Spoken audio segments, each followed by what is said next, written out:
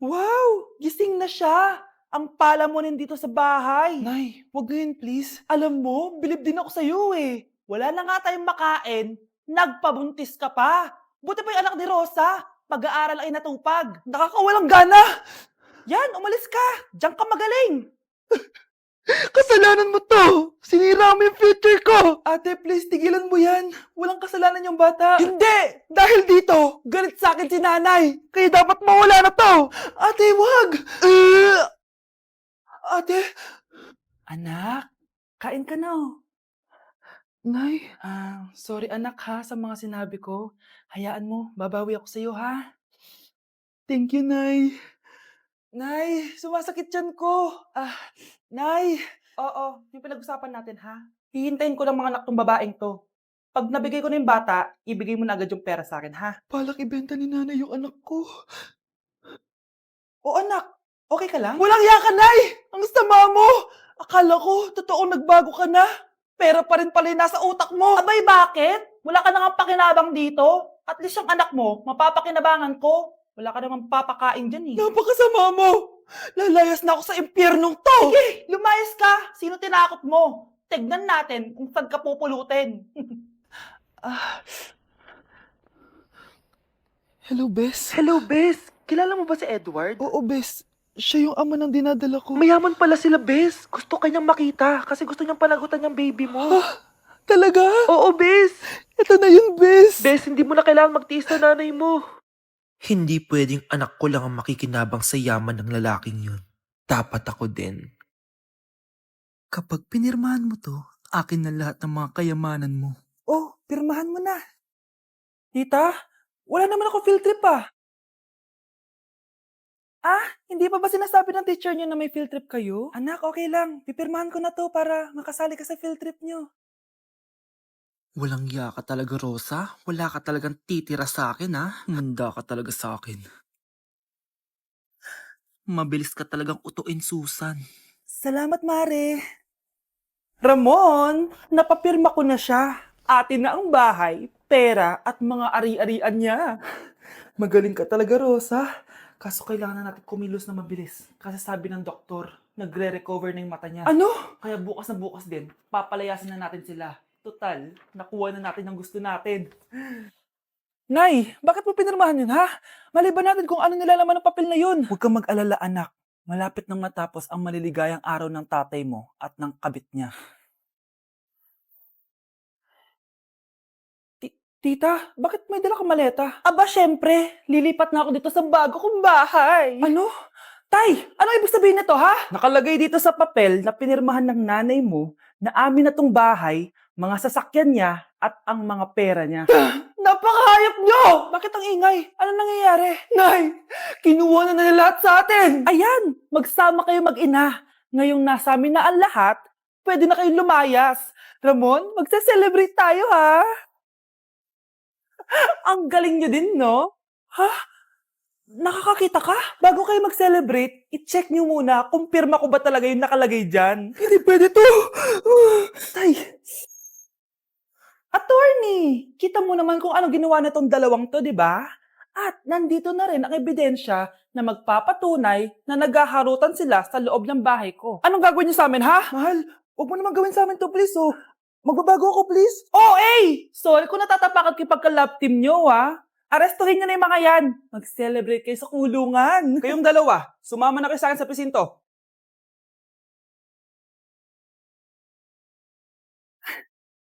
Mga anak, maganda ba? Oh, mawawala ako ng 3 araw Nay, kailangan ba talaga tumuloy doon? Importante yun, anak. Minsan lang ikasal yung kumare ko, no? Tsaka sa Cebu siya gagawin, di ba? Shala. Basta, Nay, mag-ingat ka, ha? Oo naman, anak. Huwag ka mag-alala. O siya, naalis na ako. Mga kapatid mo, ha?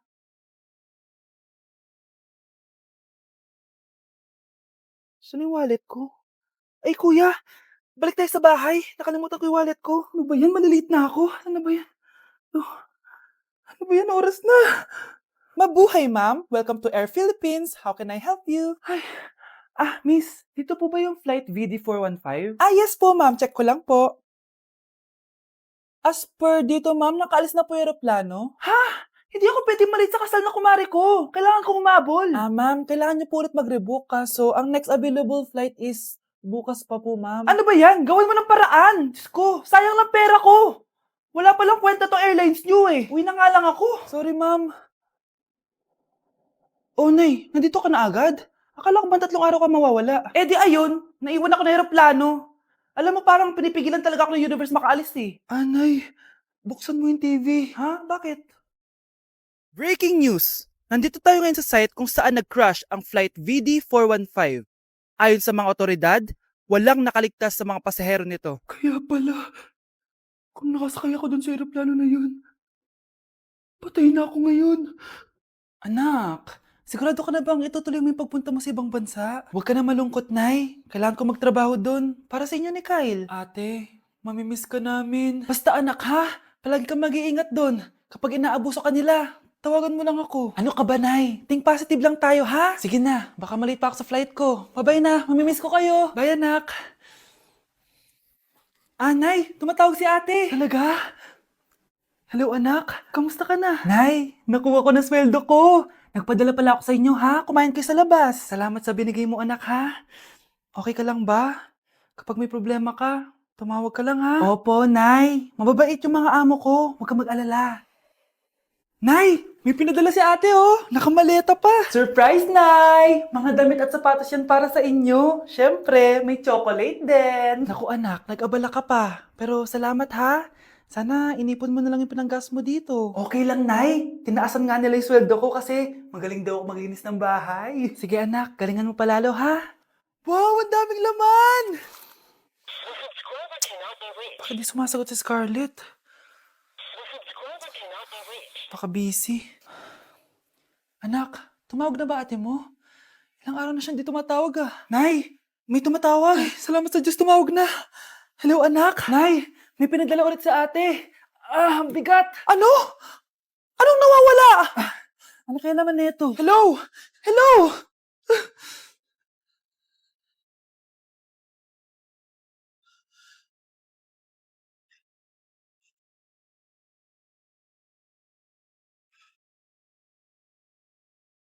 Ganda nito, oh. Sana maging successful yung pagbebenta ko ng damit mo, na. Mahal, ang dami nating ibebenta mamaya. Manifest natin na makabenta kayo, Nay, para makaahon na tayo sa kahirapan.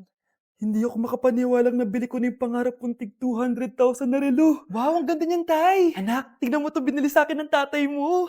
Diba ang ganda? Hala, di ba mahal yan, Nay? Mas mahal pa to sa bahay ng kapitbahay natin, no? Magbebenta ulit kami mamaya para mas marami tayong pera. Anak, binilang kita ng kotse. Gamitin mo to pag pupunta ka ng school, ha? Ha?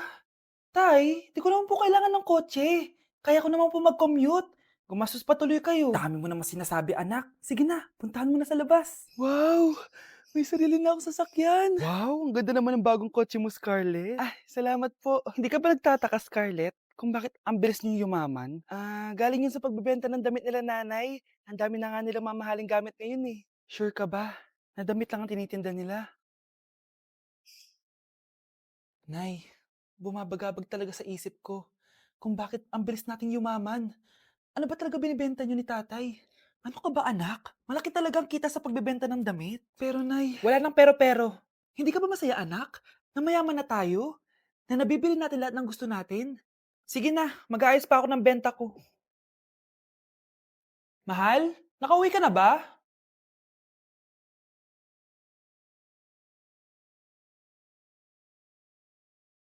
Ano ba talagang laman neto?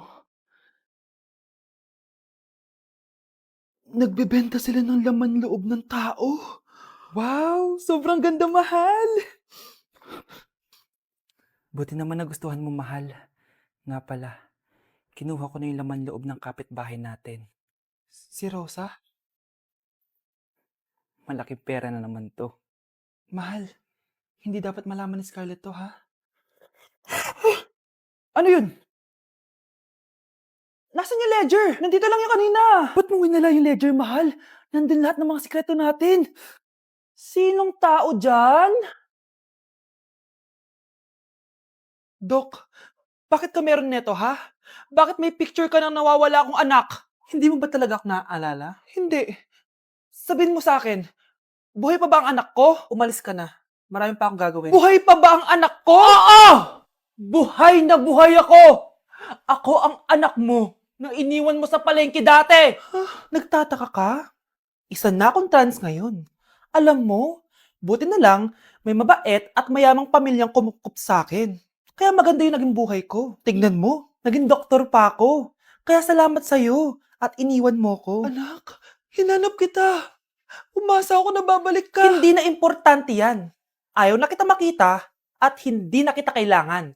Kaya umalis ka na! Hello po. Kamusta po yung pasyente? Dok, si nanay naman yung nagkasakit.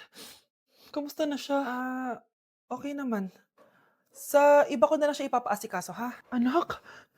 Anak, please! Bakit anak tawag mo sa kanya, Nay? Sure ka ba na habang buhay ka magagalit sa nanay mo? Nakita ko results niya kanina. Anytime, pwede siya mawala. Magpapahangin lang ako. Nasaan na sila? Hello, nurse? Nasaan yung pasyente dito sa room 214? Anak? Ako ba hanap mo? Nay, akala ko may masamang nangyari na sa'yo. Anak, hindi na kita iiwan. Good news! False alarm lang pala yung nakita namin results sa nanay mo. Ibig sabihin, magiging okay siya. Salamat naman. Nay, Ayoko na mawala ka sa akin, ha? Yay! May ate na ako!